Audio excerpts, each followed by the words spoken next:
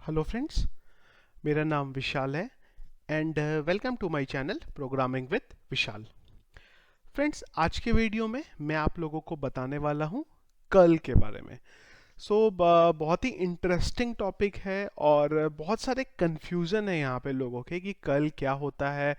बहुत typical topic है, कैसे चलता होगा, तो ये सब चीज़ों को हम आज डिस्कस करेंगे। तो जब हम कर्ल की बात करते हैं सी यू आर एल, तो दो चीजें आती हैं यहाँ पे कि कर्ल को दो तरीके से आप प्रोनाउंस कर सकते हो। आप इसको सी यू आर एल भी बोल सकते हैं। यहाँ पे जो सी यू आर एल है उसकी फुल फॉर्म होता है basically client you R L. Short में बोलने के लिए हम इसको कर्ल भी बोलते हैं। तो आपके ऊपर है सी यू आर एल या फिर कर्ल, जो भी आपको इसको बोलना है आप यहाँ पे बोल सकते हैं। प्रॉब्लम यहाँ पे जो कर्ल के साथ ही है वो ये है कि अगर आप इंटरनेट पे जाएं और ये टाइप करें व्हाट इज कर्ल, तो डेफिनेशन तो यहाँ पे प्रॉपर आती है कि curl is a tool to transfer data from और टू अ सर्वर। अगर आप इधर देखें तो यहाँ पे आपको डेफिनेशन मिलती है कि curl is a computer software project providing a library and command line tool blah blah blah blah blah. अब प्रॉब्लम ये है यहाँ पे कि ये जो भी वर्ड्स लिखे हुए हैं ये प्रॉपर है, परफेक्ट है, लेकिन अगर कोई बिगिनर है जिसको पता ही नहीं है कर्ल क्या है, तो उसको यहाँ से पढ़ने के बाद कुछ समझ में नहीं आने वाला है कि कर्ल क्या है, क्यों यूज होता है, किस लिए यूज होता है। और एंड में ये होगा कि वो जो कर्ल है उसको छोड़ देगा, वो कहेगा नहीं भाई मुझे नहीं पढ़ना।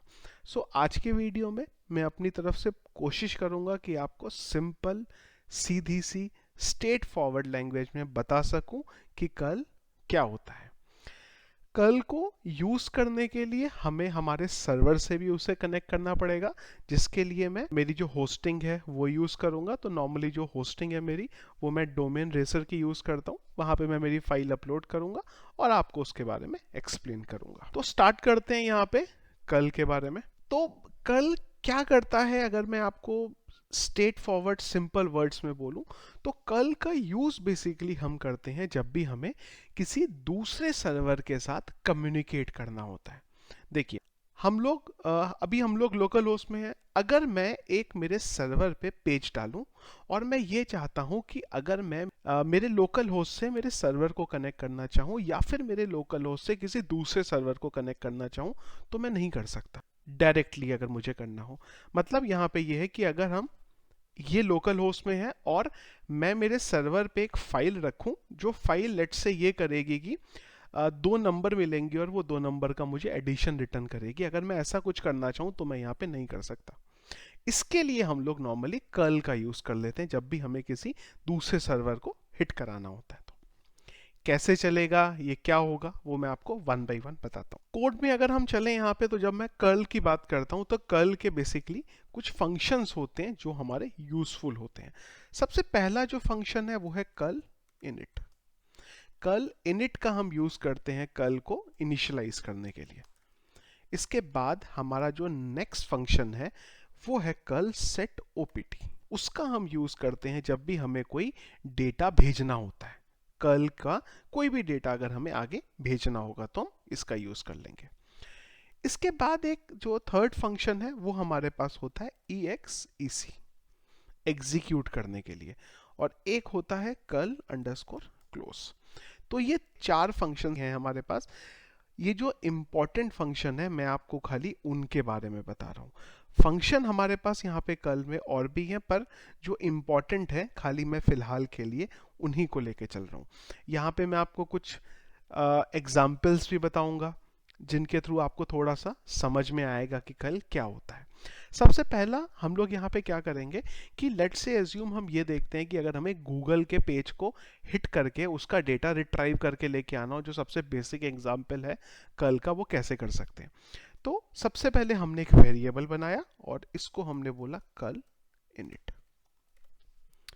तो यहाँ पे अगर आपको ऑब्जेक्ट ओरिएंटेड प्रोग्रामिंग पता है तो आप थोड़ा सा यहाँ पे उससे रिलेट कर सकते हैं इसे, या फिर अगर आपने सी के बारे में पढ़ा है तो आप ये समझ सकते हैं कि एक हमें यहाँ पे $CH नाम से एक पॉइंटर मिला, या फिर आप बोल सकते हैं एक रेफरेंस मिला हमें यहाँ पे।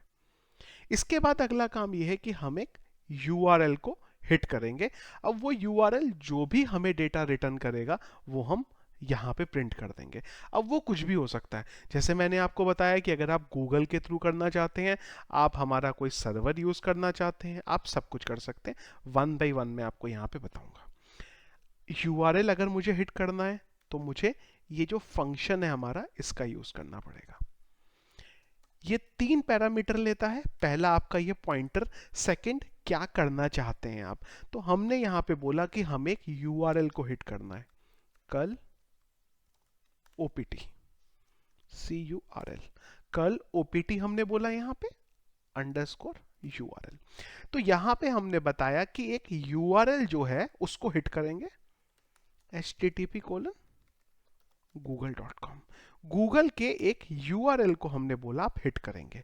इसके बाद हमें इसको एग्जीक्यूट कराना है, तो हमने बोला $exe, सॉरी $ch। इसको हमने एग्जीक्यूट कराया और यहीं पे हमने कल को क्लोज कर दिया। सिर्फ ये 4 लाइन के हम लोगों ने कोड लिखा है यहाँ पे। एक बार इसे एग्जीक्यूट करके देखते हैं। हमने इसे हिट करा। अगर आप इसे हिट करेंगे, कल क्लोज, हमने कुछ तो गड़बड़ किया है यहाँ पे, $ch। अगर मैं इसे हिट करता हूं तो मुझे एरर ये मिलता है, ये जो डॉक्यूमेंट है ये यहां से हटा दिया गया है। एक काम करते हैं, एक बार गूगल के पेज को हिट करते हैं, देखते हैं वो कहाँ रीडायरेक्ट करता है। वो HTTPS के साथ दे रहा है, तो मैं ये HTTPS के साथ डाल देता हूँ, www के साथ। यूआरएल को हिट करते हैं। तो जैसे ही हमने ये यूआरएल को हिट करा तो आप देखिए यहाँ पे क्या हुआ। यहाँ पे जो गूगल का पेज था वो पूरे का पूरा हमारे पास आ गया। जो भी उस पेज में लिखा था वो हमारे पास रिटर्न होके आ गया।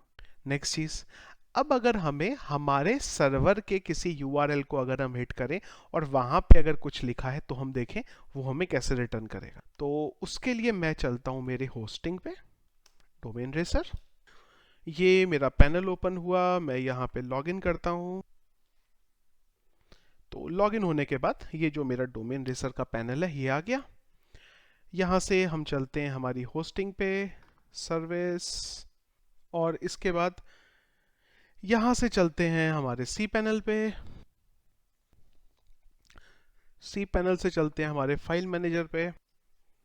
फाइल मैनेजर, पब्लिक HTML, मैंने यहाँ पे PHP स्क्रिप्ट, और यहाँ पे मैंने एक फोल्डर बना लिया मेरा कल, और कल पे यहाँ पे मैं एक फाइल बना लेता हूँ और यहाँ पे डाल देता हूँ एक फाइल। तो यहाँ पे क्या करा, मैंने एक फाइल डाला और मैंने लेट से रिटर्न कर दिया यहाँ पे echo hello CURL।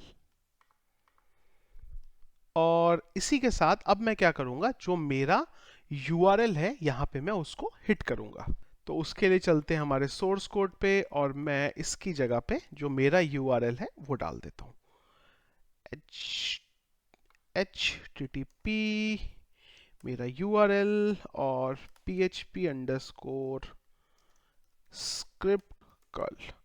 अगर मैं ये URL जो मेरा है मैं इसको हिट करके एक बार चेक करूं कि क्या मुझे यहाँ पे आउटपुट मिल रहा है।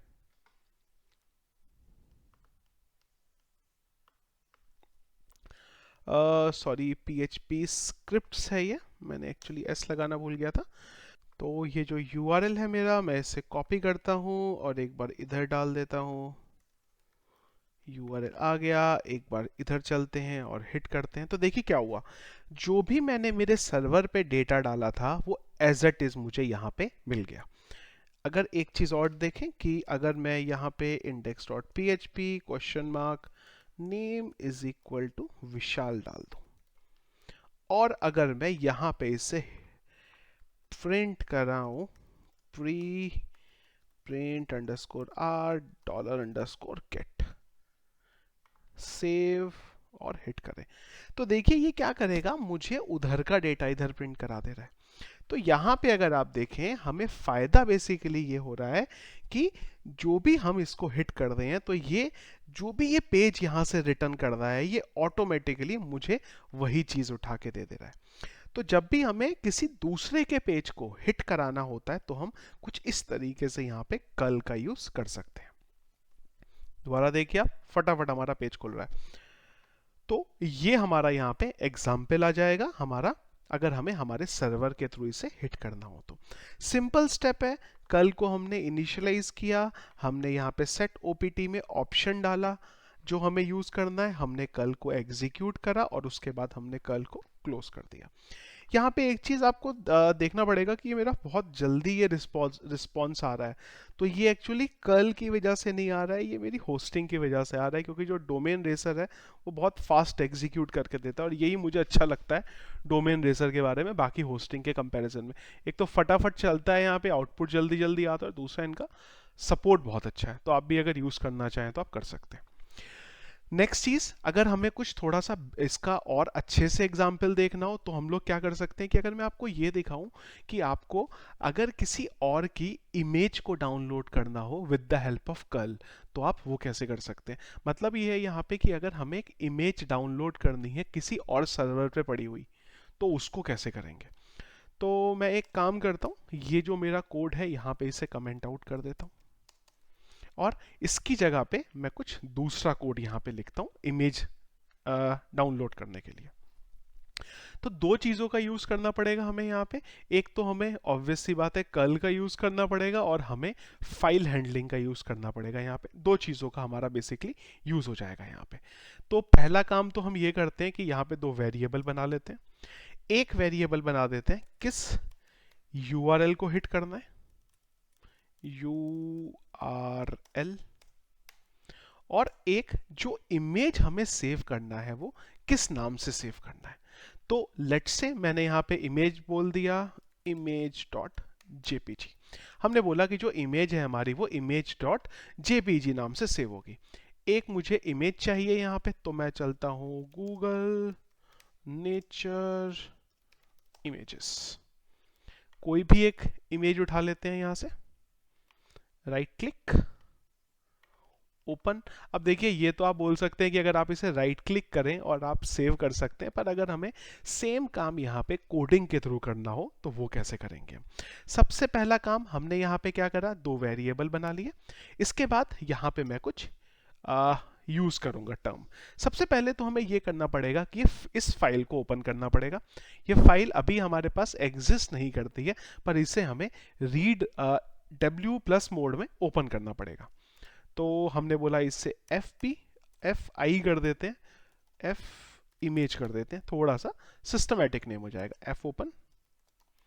यहाँ पे सबसे पहले मैं यूज करूंगा जो हमारा ये पैरामीटर है $image, W+ मोड मैंने आपको बोला था, इसको हम ओपन कर लेंगे इस मोड में।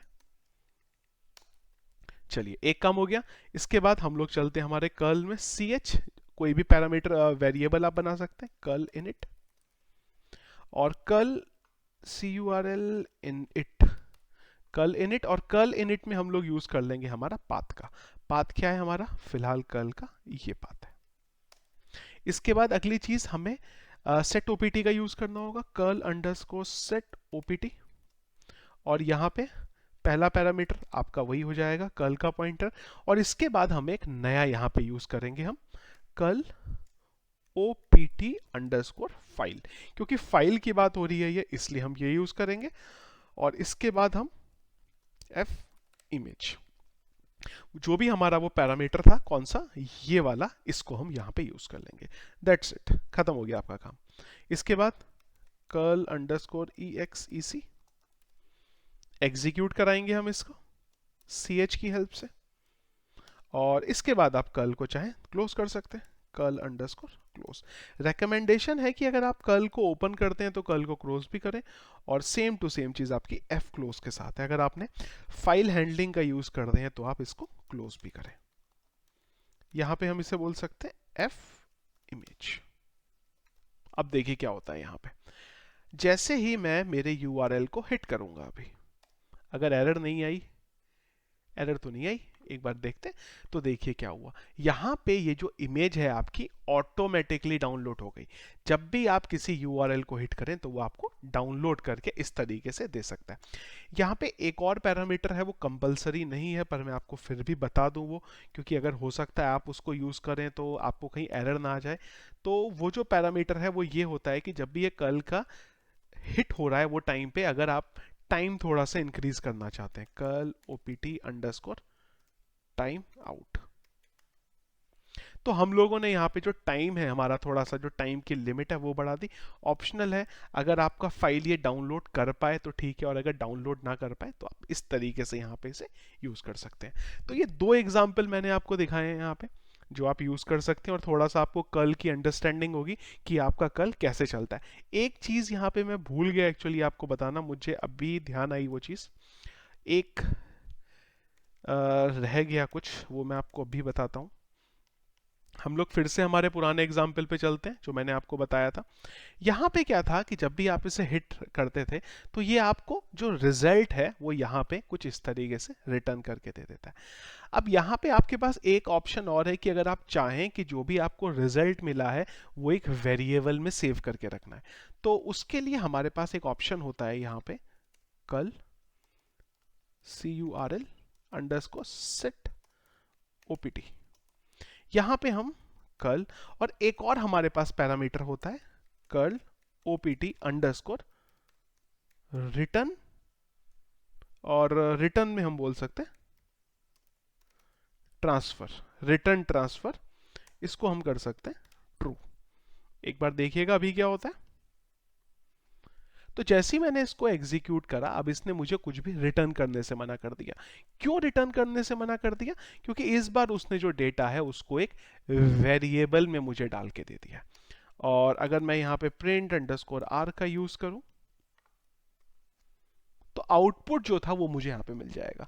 तो अगर आप यहाँ पे चाहते हैं कि आउटपुट को एक वेरिएबल में सेव करना है तो आप कुछ इस तरीके से इसको एग्जीक्यूट कर सकते हैं। साथ ही साथ यहां पे अगर आप देखें तो हम लोगों ने जो डेटा है वो पोस्ट गेट के थ्रू भेजा है।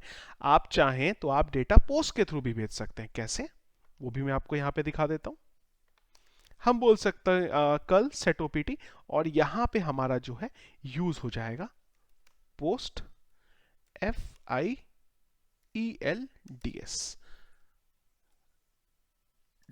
$ARR। तो हमने बोला कि पोस्ट मेथड से एक एरे को पास किया जाए। लेट्स से हमारा एरे है नेम इज इक्वल टू विशाल, वही है, बस अब एक एसोसिएटिव एरे है। हिट करेंगे तो फिलहाल कुछ नहीं आएगा क्योंकि जो डेटा है वो अब गेट से नहीं पोस्ट के थ्रू यूज होगा हमारा। तो आपके ऊपर है, आप जो तरीका यहां पे यूज करना चाहें आप कर सकते हैं, गेट से भी कर सकते हैं, पोस्ट से भी कर सकते हैं। सो फ्रेंड्स, ये था हमारा आज का वीडियो जिसके बारे में मैंने आप लोगों को बताया कि कर्ल क्या होता है, कैसे वो यूज होता है, और साथ ही साथ अगर आपको अपने सर्वर पे कोई फाइल डाल के उसके साथ कम्युनिकेट करना हो तो आप किस तरीके से उसे इंप्लीमेंट कर सकते हैं। सो फ्रेंड्स, आई होप कि जो मैंने आप लोगों को यहाँ पे एक्सप्लेन करने की कोशिश की है वो आप लोगों को समझ में आया होगा। कोई भी क्वेश्चन है आपका यहाँ पे, कोई भी प्रॉब्लम है आपको, तो आप प्लीज़ वीडियो के कमेंट बॉक्स में अपना प्रॉब्लम डाल सकते हैं। मैं अपनी तरफ से पूरी कोशिश करूंगा कि आपके इश्यू को रिजॉल्व कर सकूं। सोर्स कोड हमेशा की तरह आपको वीडियो के डिस्क्रिप्शन में मिल जाएगा।